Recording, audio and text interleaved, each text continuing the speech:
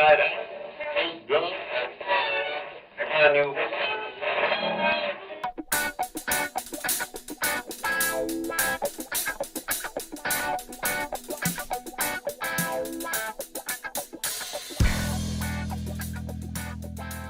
Good evening, you're listening to the Drunken UX podcast. I guess it's good evening for us, good morning to you. It should be, about Monday at 6 a.m. if you're one of the first ones in line to listen to the show. So we're coming to you from the past. We're going to be drinking something else, but I hope you're drinking some coffee or something if it's that early for you. The hair of the dog. Hope everybody's having a good start to their week. I want to give a shout out to New Cloud Interactive Maps for sponsoring the show. You can visit them at newcloud.com/drunkenux. I am your host, Michael Feenan, and on the other mic, this squirrely guy.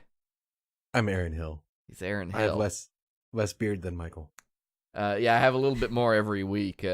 People are starting to notice, believe it or not. So they're starting to notice you and not the beard. I've progressed from that phase where you just look perpetually homeless to well respected. Like there's this line, you have a really good looking beard. Oh, you need to shave. Oh, did you lose your job and house and live on the street for a while?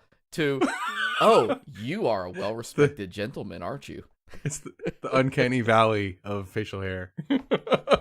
If you guys want to check us out, you can swing by Facebook or Twitter. We are /DrunkenUX. Or stop by the site if you want to chat with us on Slack. You can hit us up at drunkenux.com/Slack, and that'll just shoot you straight into our channel because we know how to use redirects. Aaron, what do you got for us tonight on your in your glass? On your glass? I'm going classic with a Tanqueray and tonic. It's a family drink. Yeah, I like how you say that it's delicious. A family drink, as if a gin and tonic is not a thing that has already been invented. No, it's specifically Tanqueray. Like my family on my mom's side only drinks Tanqueray. That's only they drink other things too, but for gin, they only drink Tanqueray. I only get to say this once, so I'm gonna use it here. But the Hill people, they were the ones who invented gin and tonics. I am drinking scotch because. Yep. Oban 14. One of my all-time favorites. It's a West Highland Scotch. It's a very light, grassy, smooth. Like it's like my favorite anytime Scotch. Like there is no like if I want to have a glass of Scotch, there is no point that Oban is not a good grab. Something like. You know, if I think about like a Macallan or a Lafroig or something, you know, these really strong, heavy scotches, you know, those are only good sometimes. But Oban it's so even and consistent and enjoyable for me. So that's what we got tonight. I am getting started drinking it with a little bit of ice, just a hair. I've got one of those giant ice cube makers, so we drop one of those in there and we get going. Hey, I want to make sure we let everybody know in today's episode, guys, we are web developers. We are not lawyers. No, we're not. And we want to emphasize that because we're going to start the show out by chatting just real quick about GDPR, and then we're going to launch into some copyright and software licensing stuff. It's a bunch of legal stuff. And we will do our best to be accurate, but we reserve the right to be wrong. And we want to make sure if we get something wrong and you catch us or you want to contest something we said, please drop by the comment section or, you know, Facebook, Twitter, Slack, whatever. Let us know so that we can make sure to issue a correction if any of this is not entirely in line. And none of this should be considered legal advice. No legal advice. Our experience is only in the U.S., so, you know, copyright laws are different in the EU, in Russia, in India, you know, wherever, you know, you might be listening. So our advice is coming with a very American slant. So you'll have to forgive us on that, but it's the way life goes. Hey, it's GDPR Day.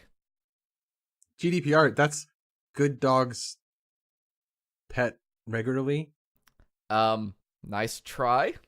I'm gonna give you a pass on that one for not knowing what it actually is. It is the General Data Protection Regulation. Now, we've mentioned it passingly on other episodes. It's popped up a couple times on Real Time Overview. I think everybody by this point is familiar with all of the privacy policy updates that you've been getting in your email. So many. So many. And I want to just comment on that real fast, because while it's funny to make the joke about, students turning in their homework at the last minute, most of these companies, even if they had the work done 6 months ago, there was no reason to send out the update until today. So Yeah. I do give them a little forgiveness, though let's face it, most companies have been scrambling the last 6 months trying to get something in place, because that's just the way business works. Mozilla had a funny thing about the GDPR, that they said it's a floor, not a ceiling. They see the GDPR as like, this is the bare minimum. This is the 15% tip of data protection laws, and they say that you should be making as a company, you should be making policies that are in this direction, but should not be limited to just the GDPR guidelines. Which is insane, because if you've followed GDPR at all, this has been 2 years in the making. This law was passed in 2016 in the EU. I want to be very specific about that. This is an EU law. It's 351 pages long. Oh my God. So no one in the U.S. legislation read it. So tell me, tip of the iceberg? I mean, come on. This is a lot of folks refer to this like as the right to be forgotten law. It's designed, and I absolutely, in spirit, I believe in this. Privacy is absolutely important. There's no question about that. The idea that you should be able to delete your data off a website, no question. But this is so much bigger, I think, and that's where we run into some problems. That this is sort of the definitive example of a highly technical law written by politicians. Oh God. It's like we shouldn't, like, we're not practicing law, like politicians shouldn't be practicing tech. So the catch to this is, and I made a point of mentioning that well, who's been, like, has this had any effect yet? I mean, it's only day one, so it's probably just smooth sailing right now. Nobody's made any snafus. No. So it's day one. We're recording this on May 25th. This is the day GDPR came into effect.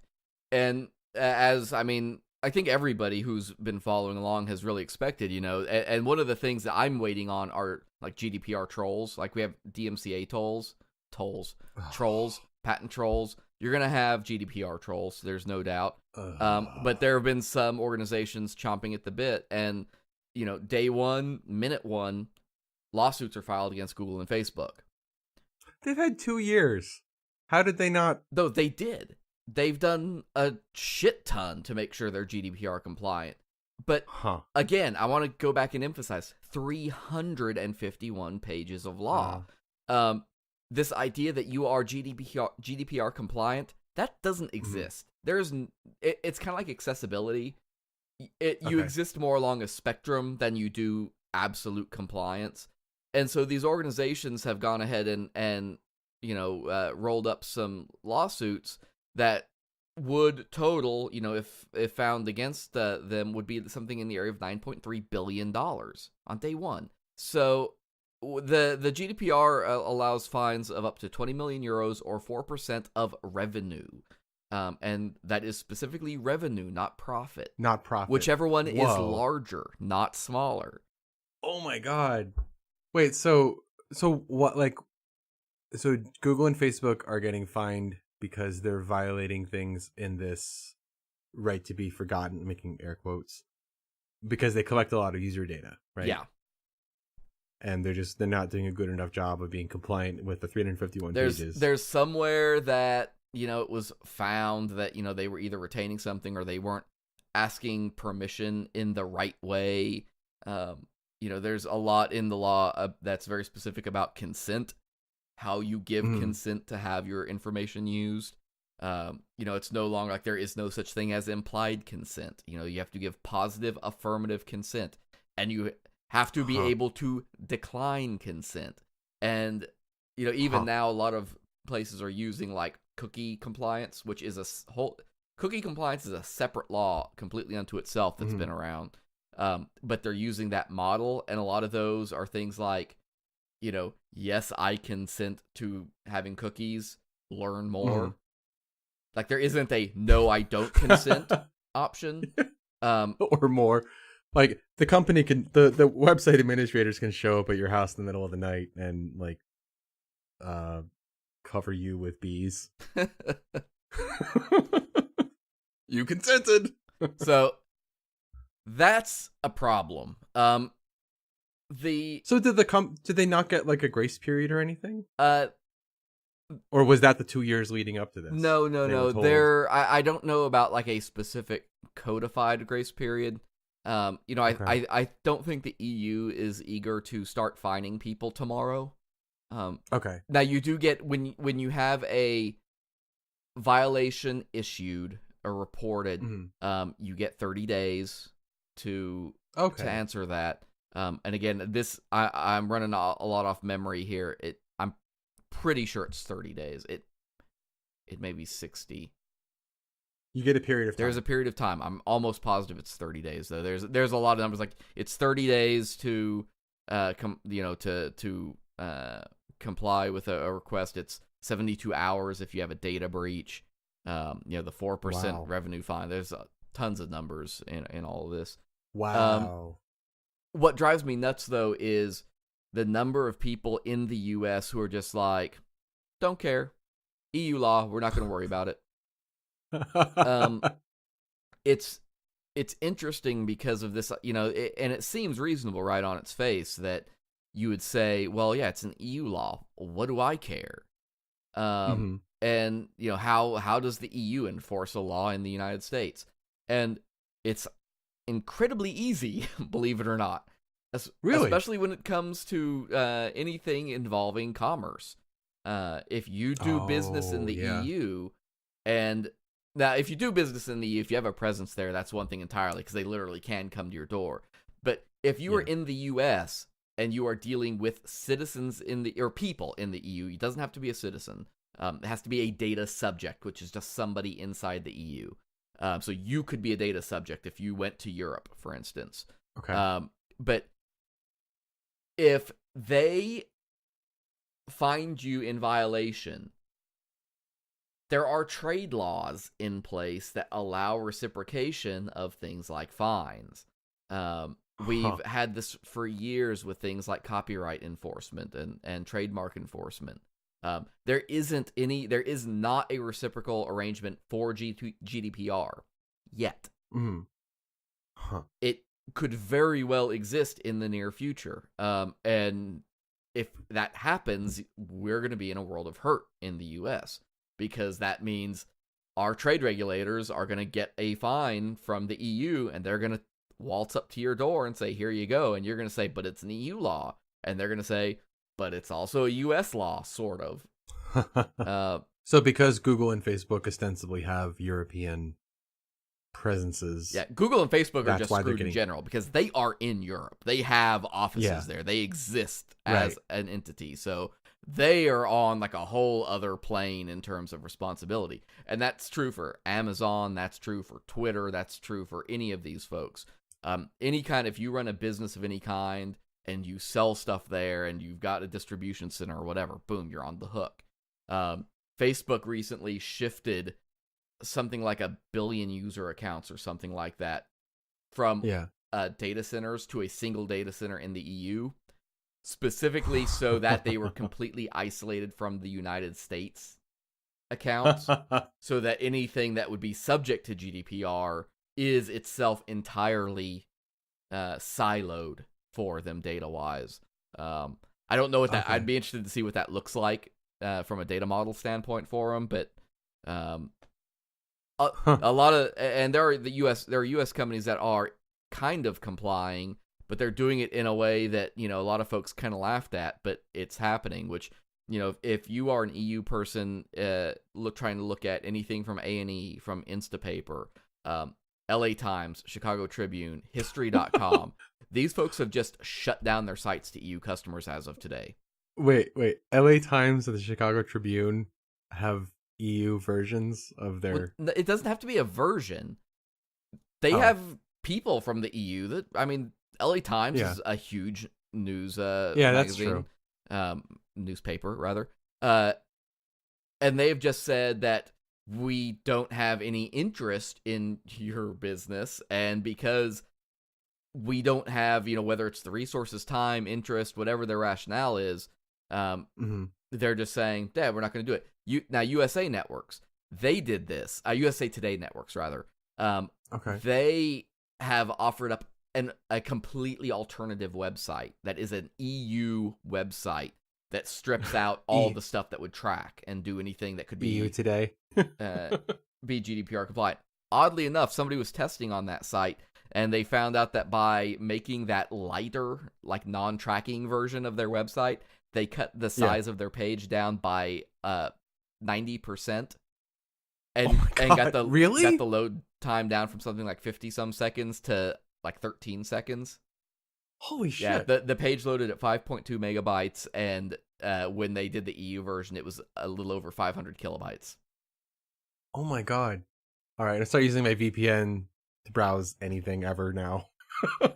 And at the end of the day, and where I think I get really irritated though, listening to like U.S. developers saying, "Well, I'm not going to care about GDPR," blah blah blah. You don't like paychecks, I guess. I mean, what do you mean? If you want to get a job at any company of any size, any reasonable size, they are concerned about GDPR. And if you aren't concerned about GDPR, you are just devaluing yourself out of spite. You're cutting off your nose to spite yourself. It's a pain in the ass. Honestly, I think it's a bad law. I think it is a poorly written. It's one of those doing the right thing the wrong way. Right. That's what I look at with GDPR. Like the way it has been implemented, the way it was written, the amount of ambiguity that's in it, the amount of stuff that they have pushed off all at once. Everything about it is just bad. And not to mention the fact that their regulators don't have funding. They're understaffed. They have no idea how they're going to be enforcing it. Like, it's a mess. It is. So there's no, the enforcement isn't determined yet? Not really. And there's no there's like all the procedural stuff related to how different things get executed. None of that exists. It's not in the law. It's being left up to the individual EU states to determine, who they're putting in charge of it, what their procedure is, because, it's this weird idea where they're the EU, but every country is also sovereign, and so they can do things how, they're allowed to put in their own kind of stuff to that. They have to follow the same rules, but how they get to that point is kind of, up to them. So what does it mean, like, for developers? Like, what does this mean? Like, do we need to worry about it? I think you need to be cognizant of what it entails. There's been a lot around WordPress and the 4.9.6 release that included a bunch of the privacy quote-unquote features to allow you to do things like delete user accounts, request your data, data reporting, data mobility, and right to delete, and data minimization. I've had some talks with some higher ed folks about this, and if you've got a university and you have a satellite campus in Germany with students, and one of those students comes to you and says, "Okay, I don't want you to know me anymore." Right. What do you do? And there's and whether you're an employee, a student, if you're somebody that is part of that system, there is the legitimate interest exception, which again isn't actually defined. It's just there. If you can define legitimate interest, you can use it. And so You can say, well, if you're a current student, we can't delete your stuff because we can't serve you if that's the case. We need to know that. But what if they're a graduate? What if they're done and out?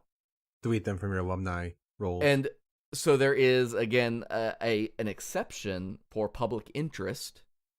And you can, I think, make the argument in that case that we can't delete the record that the student was here because it is in the public interest, that we be able to say that they were a student here. Right, but then any other ancillary data. Right, because like if you are applying for a job and that job is trying to verify your education, right, you need to be able to say, oh yeah, John Smith was indeed a student who graduated here in X year.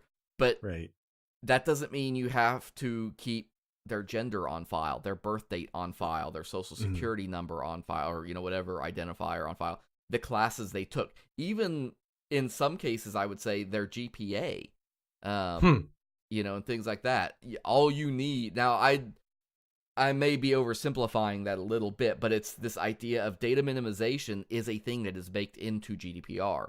So you have to shrink your data footprint for that person down as small as you can, as quickly as you can, basically. Yeah. So just basically, like, you're keeping most of the users table, but deleting all of the relational tables. Yeah. In a lot of ways. And it gets real gnarly for someone like Amazon. If I want to delete my purchase history and all of that, I have the right to ask them to do that at that point. It's and we get into this argument too. A lot of U.S. web developers don't realize IP addresses are considered personally identifiable information by EU standards. Wow. So, access logs. Oh, man. Now, obviously, you have to have a way of connecting all this. The user has to be able to say, this is my IP address. I need you to delete it. And one thing I'm interested to see is verification. Like, if I'm an EU data subject and I put in a request because of my IP address, how do I prove that that was my IP address to the company at that point? Yeah. There's an interesting sort of catch on that particular piece of information, at least. There's been discussion, and I think we had Jeff Chandler on the show a few weeks back, and I think it was their WordPress Weekly podcast. They were talking about this, that, if you make a request, that creates a data trail. Yeah. So if you email somebody, now that email is out there on file somewhere. So if you're requesting your stuff be deleted, but have you captured the request as well, ancillary to that, especially if it's through a separate process? Like, it's a god-awful mess. It is genuinely a god-awful mess. I'm interested in the lawsuits. The lawsuits are going to tell all. Especially in the U.S., where the first time a complaint is raised and the company says, screw it, I don't care, there's a lawsuit coming. And that's going to tell a story, because I definitely think that with the administration that we have in power right now in the U.S., I think they will be very antagonistic towards the idea of allowing the EU to fine a U.S. company. But what happens in 4 years if that changes? So the GDPR is an EU law, not a U.S. law. Yes. But there is reciprocity between the two groups. Not nations, but there could be. What is the EU? It's not a nation. It's a conglomerate of nations. They are a united group of nations, if you will. Whatever that is. There isn't any kind of reciprocity in place now. Okay. But there could be at any point. There's nothing stopping it from existing. So as a U.S. citizen, the GDPR doesn't explicitly apply to us yet. No. Does it happen in the reverse? If I go to an EU website, am I covered by the GDPR? Yes. Because they have to respect everyone. Because their data controller and data processor are located in the EU. Okay. And like I said earlier, if you flew to France and were using a computer there, you would be covered under So that law. if I were to be using Facebook or Twitter in the US and then I flew to Europe, to an EU nation, and I used it for an hour or something, could I then ask for all of my data to be covered by the GDPR or only from that hour? That's a good question. That would be a question for an attorney. And yeah, I don't know what the answer is. I don't. Okay. I would presume it would only cover the data that you generated during your While I time was there. there. But Yeah.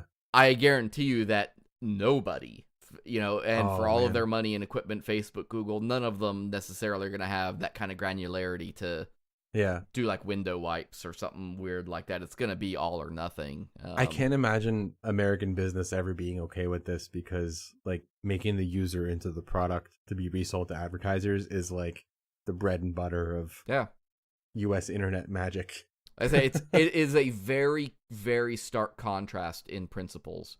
Yeah. And it'll be interesting. And I don't want to chew up our whole showtime with this. We should do a very detailed show on this. Unfortunately, we didn't get one out before GDPR launches, but I think in a couple months it will be a good topic to come back and revisit once we've kind of seen how things have settled.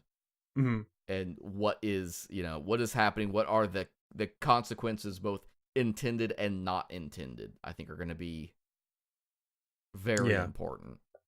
Right. So getting into the meteor discussion for this evening, we wanted to talk a little bit about copyrights and licenses for web development, because we've talked a lot about getting into web development and how you learn it and how, you teach yourself stuff. But one thing that a lot of those processes won't tell you about or teach you about is who owns your stuff and what does that mean? What does it mean when your stuff is out in the wild and part of a project or something like that? So, or if you put it up on GitHub or something. Yeah. And this has been brought up somewhat by the Classics Act. I was perusing some news and this caught my eye, and I thought, I want to talk about it. So here we are. It's Senate Bill 2393, and this is a law. It doesn't apply to web developers for the most part, but I want to talk about it because it does kick things off. So, current copyright law in the United States, and just to be clear before I get too far into this, code is a work of authorship. Graphics are a work of authorship. The minute you create them, they are covered by copyright. So this applies to anybody that's writing this code, that's designing, logos or graphics or whatever. So your work, if you did the work before 1976, which I would presume involves nobody doing HTML, just guessing, but could very much involve graphic designers at this point. If you've been doing graphic design since the 70s, your work is covered for 95 years. If it was crazy. If it was done after 1976, it's your life plus 70 years. Oh my God. So if you designed something when you were 20 and you live to be 90, your work has a total protection of 140 years in that particular case. That's crazy. So it's basically your life plus your kid's life, if you have any kids. By and large, yes. Yeah. The new law, this Classics Act, is suggesting that any digital broadcasts of musical creations, so this applies specifically to the music industry, they want those to be covered until 2067, retroactively applying to anything pre-1972 that is not already in the public domain. This means that certain pieces of music will have upwards of 144 years worth of copyright protection. It seems weird. Yeah. But thank Disney. Thank Disney for it. It's their fault. That's why we're here. So, Disney is a great example because, most of their flagship movies, the ones that we all remember as classics from when we were kids, like Snow White, Alice in Wonderland, another one, Sleeping Beauty, any of the Grimm stuff. Yeah, those were all prior art, And then Disney did their version of it. Disney did their version of Cinderella, but Cinderella as a story existed prior to that. Maybe a little darker. The Grimm brothers were very macabre with their. They used public domain work to create something new, which, there's nothing stopping that. Hell, I do it. I'm working on a couple plays right now that are based on really, really old plays. I don't have to ask. Right. It's public domain. But what they did was they created a new thing, which the new thing is then copyrighted. And you can thank Sonny Bono for this first step, because what was going to happen was Mickey Mouse, as a creative authorship, was about to go into the public domain, and Disney said, oh shit, we can't have that happen. And so they started pushing for this first copyright extension, which I think the Sonny Bono Act was like 20 years it added. I might be remembering wrong. This is kind of I don't want to derail too much here, but this is kind of a problem with the difference between if you or I were to create a copyrightable work, like a photo or a picture or a writing or something. We will eventually die someday, and then it'll be 70 years past that. But if a corporation creates a work, it's in their authorship. When does the copyright end on that? Because corporations don't die until they're dissolved, right? So if you're not just an individual, if you are a corporation that is commissioning something or is creating something yourself, that protection, as of, I think it was the 1998 update, extended it to 120 years after creation or 95 years after publication. So if you create something and then you sit on it for a few years, whichever one of those ends earlier is going to be the one that takes over for a corporation. That's ridiculous. So yeah, Disney has an interest in ensuring that Mickey Mouse never enters the public domain. But in doing this, what they've done, because there used to be prior to 1976, there was a condition in copyright where and this is going to get into numbers I don't remember all the specific details of, but when your registration ended in 1976, you could reapply for an extension, and it cost, I think, $1. If I remember right. It may not have cost anything. I think maybe the dollar thing is something somebody else has recommended, but do you care to apply? You had to reapply for an extension just to prove that there was somebody interested in actively maintaining it. Because here's the thing. Something like 99% of all creative works have no commercial value past 10 years. Right. None. They completely drop off the face of the planet. But they get vacuumed up into all of this coverage. So even though we have all of this enormous, huge body of work that has no commercial value, it also ceases to have cultural value, because it's not something that can be built on. And the reason this is a big deal, and the reason why these extensions are frustrating, is because in the Constitution of the United States, Congress is tasked with the power of protecting works for a limited period. And the phrase limited period is what is used, but not defined. So Congress gets to define what a limited period is. But we've reached a point that since 1976, copyright is effectively never ending. Yeah. Well, it's never end. It'll never expire within our lifetimes. We have no guarantee. Ruth Bader Ginsburg, in her defense of her decision, I think it was either on the Bono Act or the 1998 extension, I forget which. It would have had to have been the Extension Act. Said that she defended the lawsuit that was brought, or the position that it was okay to have this extension, because Congress would never do that again. There was no indication that they would be interested in extending it beyond that, and that this still constituted a limited period. But I can't help but disagree, because ever since they have started extending these, they have done nothing but extend it and continue to protect all of these works every time the opportunity comes up. So it's a huge problem. It's something I've talked about in presentations. There was a a talk I had called Remixology that I've given countless times, that I ran around the conference circuit with for a couple years. It's frustrating to me because it's not just a web thing, it is a cultural thing to me. It's how we put value back into our creativity. And it creates so much confusion because people don't understand what is covered by copyright for how long, what's in the public domain, what isn't.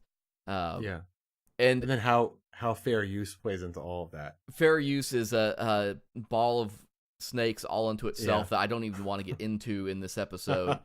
But in terms of web design, I mentioned your code is copyrighted, your images are copyrighted. That happens the moment they're created. But you also get in, especially with web design, you get into issues of trade dress, design patents, and trademark. And that's how we look at like the overall layout, colors, fonts, how these things come together. If you use white swirly gig cursive font on a red background, Coca-Cola can sue you for a violation of their trade dress. Right. Because it looks like it. Because it looks like them. If you're trying to appropriate their brand to make you money, they can sue you over that. But these words are all easily confused and have very different meanings. You should register trade dress, but you don't necessarily have to. You can sue without a registered design patent for your trade dress. Trade dress kind of falls under trademark, kind of falls under patents. Design patents are hard to get in web because prior art is everywhere. It's hard to make the case for a design patent when on a layout when it's easy to show a layout that looks just like yours. Right. We don't have any new ideas there, really, and so you could argue somebody could, take out a design patent on something like parallax scrolling, for instance. But they would have had to have done it when it got made. You can't do it now because now there's prior art for it. But that would have been there would have been uniqueness to that creation that could have been patented. So it all boils down to brand confusion, right? Like if I make a stoner T-shirt called Smoke-a-Cola, and it's done in the white swirly font on the red background, that could create brand confusion with association with Coca-Cola and pot. Yeah, so and they would defend it on that basis, right? Yeah, and they would argue that they have that trade dress coverage on articles of clothing because Coca-Cola makes shirts with their brand on it as well. Right. If it's something that's totally out of your area, like when it comes to trademarks are very specific to industry. So you can have like the same company name in two totally different industries. Oh, this is the thing that came up between Apple Records, which published the Beatles catalog, and then Apple, the computer company in the US, when iTunes, the store, iTunes iStore, what is it? iStore? App Store? I'm not a Mac user. I don't know.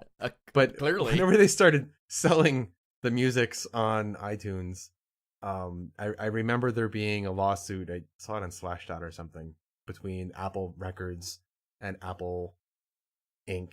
in the US over that, because Apple Records had said for a long time they weren't gonna like sue Apple Inc. over this. And because Apple wasn't in the music business, but now they are. They were a computer company. Right. And what would a computer have to do with music? In 1978, who cared about a little, bloop, bloop, bloop. Sao Paulo or wherever they were based at that point. Did you say Sao Paulo? I don't know. Palo Alto. There we go. Palo Alto. I was getting there. Half right. You gotta give me time. I gotta get the engine running here. It's all, and this is where like I'm hesitant to talk too much, because I will talk myself into trouble. I'm going to say something that is wrong if I go too far on it. But needless to say, you don't see people usually going after trade dress design patents and things like that in web design because it's just not feasible. Right. And especially for small people like freelancers, small agencies and stuff, it's just not cost effective. Going through all of the paperwork, the filing, the application fees, waiting on all of it, finding, doing the research to make sure there's no prior art, all this stuff. It's expensive. That is an expensive process to go through that has very little value ultimately. So regarding that, it's a kind of a funny thing that I guess not everyone knows about is that if you make a photo of something, your dog or whatever, you own the copyright. You don't have to register anything for that. Putting it on record makes your defensible position more defensible. It does increase the damages that you can claim. Yeah, but it doesn't. It's not explicitly necessary. You automatically have a copyright by virtue of having made the thing. So there's a Twitter account called forexposure_txt, and it's a collection of anonymized little text blurbs from various people who steal other people's creative works and don't understand how copyright works. I wouldn't recommend reading it if you have blood pressure issues because it's just maddening, and in dire need of justice porn. But nevertheless, it's a great illustration of what not to do. Yeah, it's like I say, it's a hard line to walk, and as a responsible party, like if you are a web designer, and you deal with this, it's important to know like who is responsible, for copyright issues in your design. If you're using those photos, you can be sued. I mean, yeah. Normally that doesn't happen. The worst case usually is that it comes down to just a settlement. Somebody will send you a letter, and I've had to do this with my photos. You send a letter that says, hey, you're using a copyrighted work that is not authorized. Here is, if you pay this sum, it's a ransom letter, but there is an accepted, like with photography, there's a highly accepted process that you use for that and what you should charge. And if the people pay it, then you just let them pay and go your separate ways, because it's not worth going to court over if they'll just write you a check, Right. But the thing is, if you do work for an organization and you use copyrighted material, and then I go to that website and I see my photo there, I'm going to sue that company. I'm going to sue the company who has my photo up, because they're the one infringing on my work at that point. Right. But they can turn around that culpability it's a downstream thing. I'm going to sue them, but then they're going to turn around and come after you. Right. And if because you chose to put the photo up. Right. Yeah. If you bought it from, a stock photo website, and you get sued over it, then you can turn around and then go to the stock photo website, and they will be obligated to have like a release on file or something like that. Yeah. So it's kind of a, the shit rolls downhill kind of thing. But what's funny is years ago when I worked at IU, we had used, we had a license for like a music library of stuff. I think it was from Bluefish or something sounded like that. And we had legal right to use this music, and we used it in a background of a YouTube video that we did back in like 2008 or something, when YouTube was a baby. And YouTube had just launched their Content ID thing, and we got a takedown notice from the company saying that we were using their copyrighted stuff, and it's like, dude, we paid you already. Yeah. That gets into like DMCA stuff, which is a whole other ball of snakes, which is my phrase for this evening. Snakes. I tell you what, let's go get our glasses refilled. When we come back, we'll get into software licensing and open source projects and how your copyright plays into that and what you need to be thinking about. So stick with us. We'll be back in about 40 seconds. The Drunken UX podcast is brought to you by our friends at NewCloud. Are you trying to build a case around an interactive map for your school, city, or business? NewCloud's interactive map platform gives you the power to make and edit a custom interactive map in just minutes. Their team of professional cartographers specialize in map illustrations and are ready to design a rendering to fit your exact needs. One map serves all your users' devices with responsive maps that scale and blend in seamlessly with your website.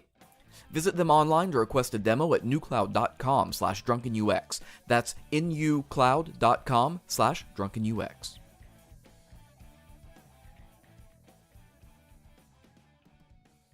Welcome back, and thanks for sticking with us. And Hello. I try to come back in with some clever like jazzy radio voice kind of thing, and I get halfway into it and I just don't know what to continue with. Hey, I do want to take a second though. While we were out on break, oddly enough, like literally as I was sitting here refilling my glass, an email came through, and I just want to let everybody know that if you are subscribing to our podcast, we just got approved for iHeartRadio, so you can listen to the Drunken UX podcast now through iHeartRadio if that is your area of choice.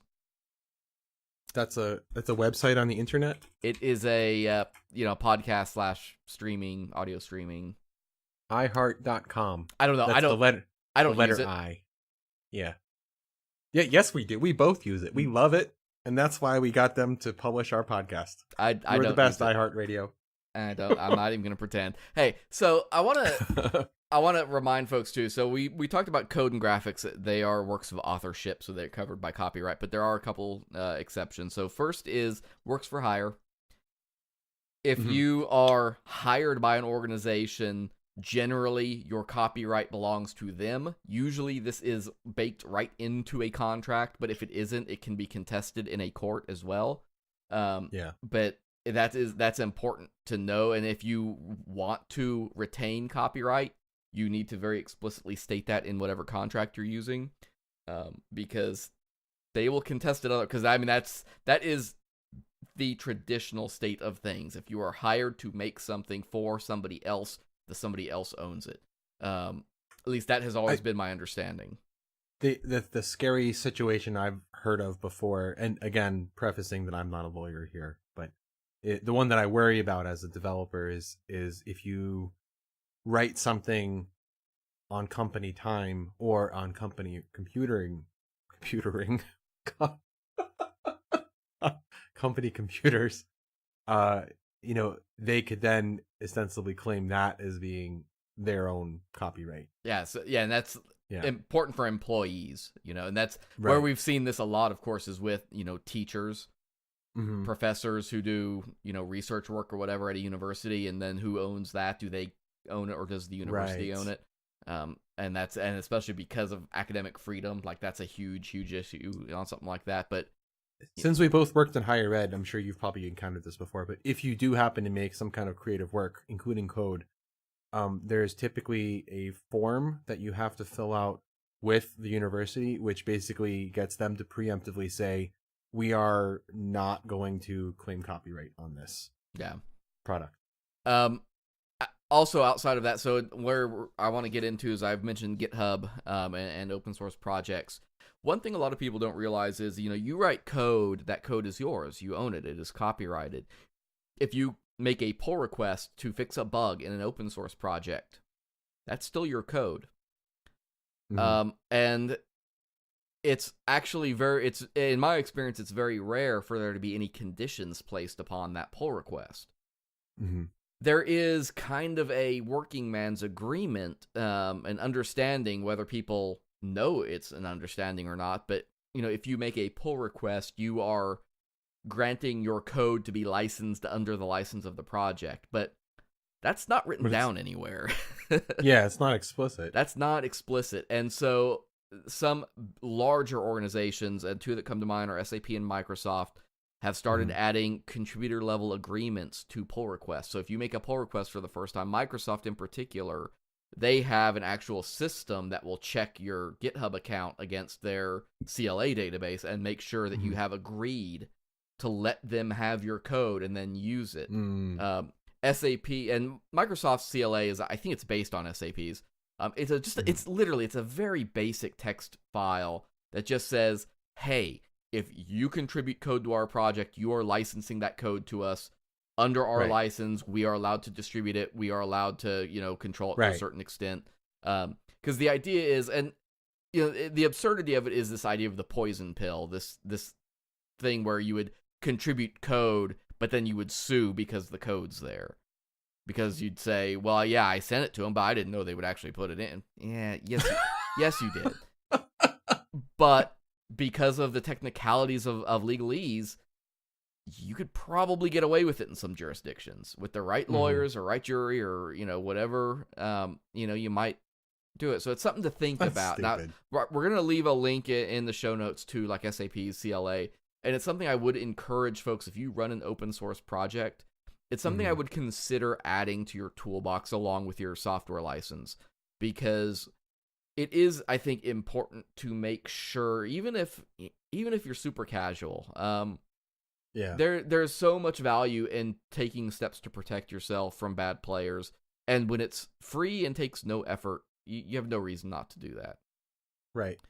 So, getting into the software licenses side of things. Now, software licenses, as with any license, basically sit on top of copyright. They are designed to, whereas copyright is intrinsic and conveys ownership, licenses allow you to distribute and grant rights.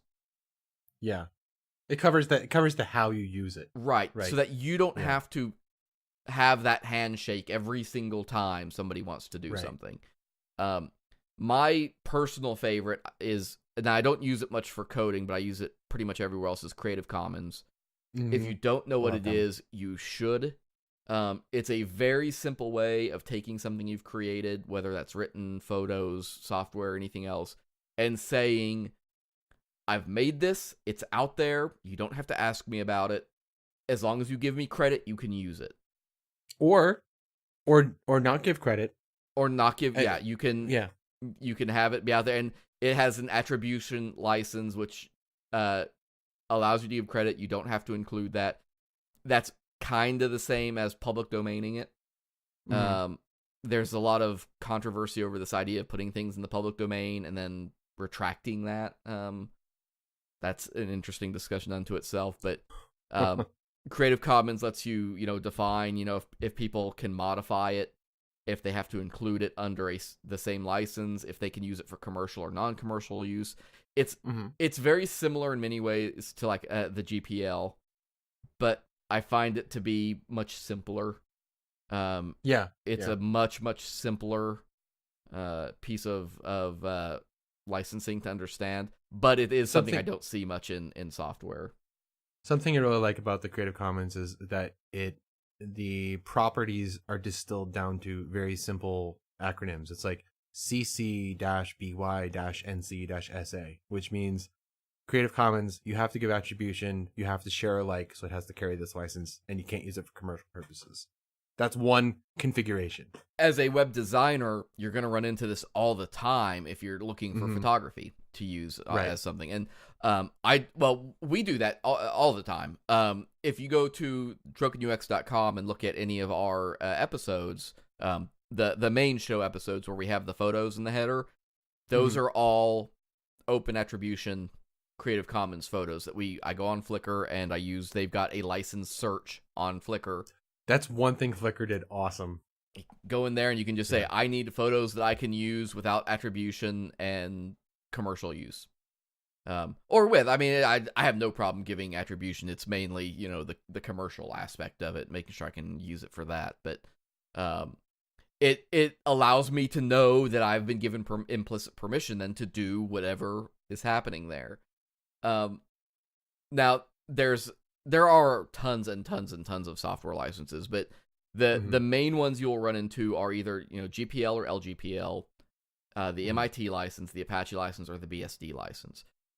Right. Those 4.5 to 5, GPL, LGPL kind of go together, but the MIT license is the one that defaults on GitHub, right? I believe so. Yeah.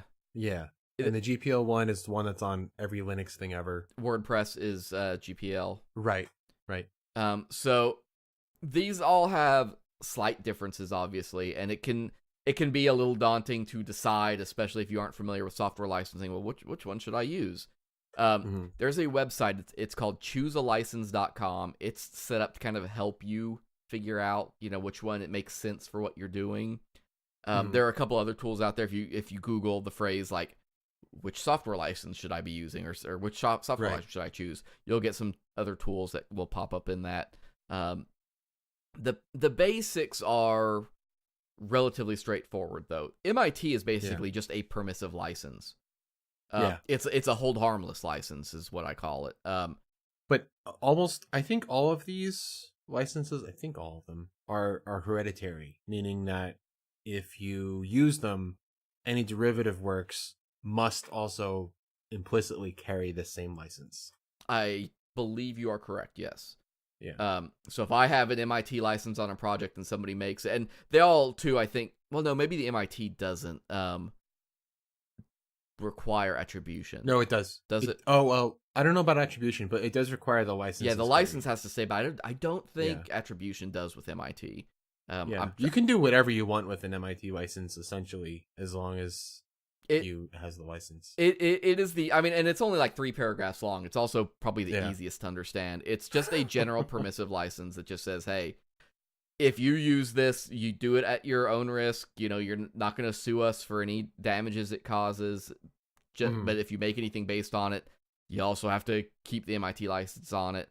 Because the whole idea is, right, fostering open source, and building it. It does exactly what copyright is supposed to do in an ideal world. That's the insane part about it. That's why copyright was supposed to be limited, so that people could take that stuff and build on it. And instead, we've made copyright unlimited, and we are bolting licenses on to take care of that. That's a rant. So something interesting I learned while looking up some of these things for the show notes was the GPL differs from the LGPL, the limited GPL, in that the original GPL, you were not allowed to use the names of so if you make a derivative work of a GPL licensed product, you have to include the GPL in it, but you're not allowed to explicitly name the authors of the people you sourced from without their express consent. So, and the reason why was because if some famous person writes a GPL thing and then you write a derivative of it, you can't use their name to embellish your own product. And the LGPL says that does away with that clause. Huh. So, yeah. I didn't know that. Me neither. I learned that today. and as we've said, we're not lawyers, and we are going to make mistakes with this. And these licenses, like the GPL license, if you pull up the text of it, it's sizable. That's long. Yeah. Yeah. WordPress is GPL. We mentioned. Mm-hmm. Interesting side effect, because of course WordPress is open source. It's free, but people have paid themes. They have paid plugins. Mm-hmm. But that's why you have all these plugin resellers. Right. Because they will go buy a premium plugin, a premium theme once, put it in their repo, and then resell it. Because it's still GPL'd code. It's still freely distributable. You can charge for it if you can get somebody to pay you for it. Yeah. But it can be distributed freely. The GPL says that you have to have instructions in the license or in the product somewhere that say where you can get the source product for free, even if you're charging. But you can charge. Yeah, but you can charge for that stuff. There's nothing stopping that. And that's true for any of these, actually. Well, wait, no, Apache is totally non-commercial, I think, isn't it? Right. Non-commercial. Yeah. Yeah. So Apache would be the exception there. If it's Apache license, it does have to be given away. And the BSD is the opposite of the GPL in that you're not you're prohibited from referencing parent work without. Oh, maybe that was the one. That may have been the one that had the weird authorship thing. Uh-oh. I may stand corrected in that. Oops. Well, we'll let the audience correct you on that one. Sorry, guys. I'm not going to do it. What I tell people is I generally start at the MIT license, and then I get a different one when I decide I need it. Because, if I'm writing a plugin for something or anything like that, outside of WordPress, which requires your code to be GPL licensed, I don't care what happens to it once it's out in the wild, frankly. Hell, the stuff I write isn't used enough for me to really care. It's not something I'm going to make money on, and if somebody can take it and build it and make it better, I want them to be able to do that. If you want to retain full and absolute control, then you really aren't building an open source project, are you? Right. Okay, just for the record, the BSD one is the one that prohibits that you have to get express permission from the authors before you derive from it. And the new BSD version removes that prohibition. The LGPL just does not replicate into derivatives implicitly. Oh, okay. So it's limited to just the thing that you publish. It doesn't carry on. Yeah, so you could make something new and then apply a different license to it if you... Just read the show notes. We have stuff in there about it. Now, one thing we haven't talked about is changing software licenses. So like with LGPL, if you were going to have a derivative and use a different license on that, that's one thing. But like if you had something under MIT and then you decided you wanted to change that. Yeah. Can you do that? Can you change licenses? So if you own the code, if it's your project, it doesn't matter. You can relicense something however you want to. Okay. And the same goes, like, if you are a software company and you are selling a closed source project, obviously, you can rework your license however you see fit. It gets a little more gnarly, though, if you are an open source project, and particularly if you have taken contributions, if you relicense that code. Right. And this is where, like, the whole contributor level agreements and stuff like that can kind of simplify things for you. You can get yourself into trouble because you technically have to get contributors' permission to redistribute their code, because their code was distributed under your original license. If you change that, you have unilaterally changed the terms of the agreement that it would be like any contract law at that point. If you change the terms unilaterally, that contract is no longer enforceable. The thing that's crazy about that is if someone submits a PR for something that you could have done, like it wasn't something that was computationally hard to figure out, but they happened to spend hours on doing that collaboratively, and then they, poison pill it or whatever. If you could have recreated that, like that, man, that's a weird situation to be in. Yeah, it's not one that comes up frequently. I can't think off the top of my head of like a project I've helped with or been a part of, or even a tool that I have used that has come out and been like, oh, by the way, we changed the license. Because like a lot of what I do is WordPress related. Well, that's GPL. That's just what it is. And that's not going to change ever. So I think just generally speaking, like, don't be a dick. Like, if you're contributing to an open source project, like, embrace that and don't be shitty about it. Well, and it doesn't hurt too to say, if you're contributing as somebody to an open source project that you don't control, and you make that first pull request and there isn't a CLA, add one. Yeah, it's open source. That's a good call. You're making a pull request. Throw one in there. Make sure there's a comment on why you're adding it.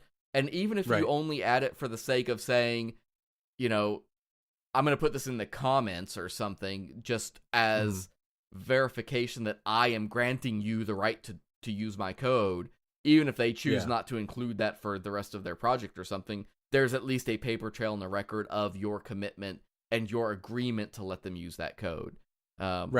It sounds like extra work. It sounds like a lot of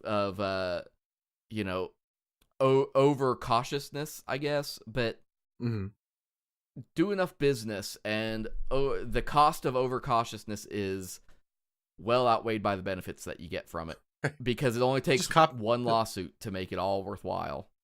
Just write it once and then copy paste. Right. Yeah. Or submit it as a markdown file into the repo. And SAP, they have, and I think we'll have that in the show notes. If I don't have it already in the list, I'll make sure to grab it.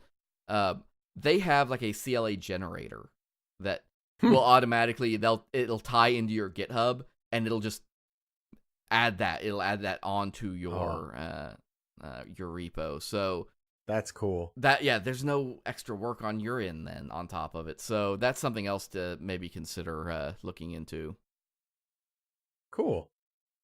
So that's what we got, I think, for this week. What licenses do you prefer? What do you use the most? I'd like to know that too. What is your go-to license? If you're a WordPress dev, obviously that's going to be GPL. But what about other stuff? Do you do jQuery plugins? Do you do, because that I don't think requires anything special.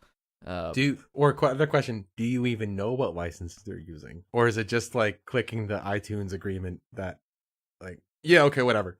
But a lot of folks, like if you go to html5up.net, they've got a lot of like HTML5 themes. They're just HTML themes. They're not made for anything. They're just raw HTML type themes. But they have released that all. I think it's under a CC0 license, if I remember right, which is the equivalent of a public domain license. Nice. Under Creative Commons. That's cool. That makes the internet a better place, I think. I think I'm a big fan of it myself. Yeah. Oh no, it is. I'm sorry, it's a Creative Commons attribution license. So, but it's Creative Commons though. So you go in and I just have to say that I got this theme from HTML5 up, and what's the big deal in that? Yeah. Put it in the comments or something. So that's a good example that I'd mentioned earlier of, you don't see a lot of Creative Commons use in web development for the code side of things, but that's something that HTML5 up is using Creative Commons. So good for them. If you wonder what it looks like, yeah. There was somebody once, and I'll see if I can find it between now and when the show airs, that like scanned GitHub repos to see like what the usage was of different licenses. That would be an interesting thing to throw in there too. But yeah, let us know, and let us know if we screwed anything up. I'm sure that we misspoke on something here. So I don't want us to be coming off like we are absolutely experts on this. This is more, our experience as grunts, so to speak. So take it as such. Please take it as such. In our defense, we're also drinking. But that's why you're here, really, I think. Right. Be sure to tune in to the next episode of Strategy Car, where I hear there are two just incredibly handsome gentlemen who were guests on that episode. You can check that out at strategycar.com. They're also on iTunes and Google Play and all that. But that should be coming up in the next month, I believe. So we talk about UX. We sort of talk about UX in a very non-UX-y way. We talk about cookies also. But check out Strategy Car. They will. Elena Wines is the host of that show, and it's excellent. It's something that she's getting started off the ground based on a whole system of chat and community work that was going on long before that. So we've both known her a long time. She's good people, and she makes good content. Good people. Well, you may have heard her on the Little Red Strategy Car episode. Oh, right. Yeah, she was on our last episode. Last week. Or last episode, as a matter of fact. So there you go. So you know her too now. We're all friends. We all know each other. The Drunken UX podcast is brought to you by our friends at NewCloud. NewCloud is an industry-leading interactive map provider who has been building location-based solutions for organizations for a decade. Are you trying to find a simple solution to provide your users with an interactive map of your school, city, or business? Well, NewCloud's interactive map platform gives you the power to make and edit a custom interactive map in just minutes. They have a team of professional cartographers who specialize in map illustrations of many different styles and are ready to design an artistic rendering to fit your exact needs. One map serves all of your users' devices with responsive maps that are designed to scale and blend in seamlessly with your existing website. To request a demonstration or to view their portfolio, visit them online at newcloud.com/drunkenux. That's nucloud.com/drunkenux. Thanks for listening this week. 2 weeks on Drunken UX. We are reachable on the Facebooks and the Twitters /DrunkenUX. And also check us out on Slack. Come chat with us. Let us know about your license preferences and if you even know which licenses you're working under on drunkenux.com/Slack. And let us know if you're listening to us on iHeartRadio, because hell, I don't know. If you are, if you are into iHeartRadio, please tell us why you like it. I am happy to try something new out. If you think it's awesome, I will check it out. I have feelings about Spotify. We almost talked about them this week, but I couldn't come up with enough feelings about Spotify to fill an episode.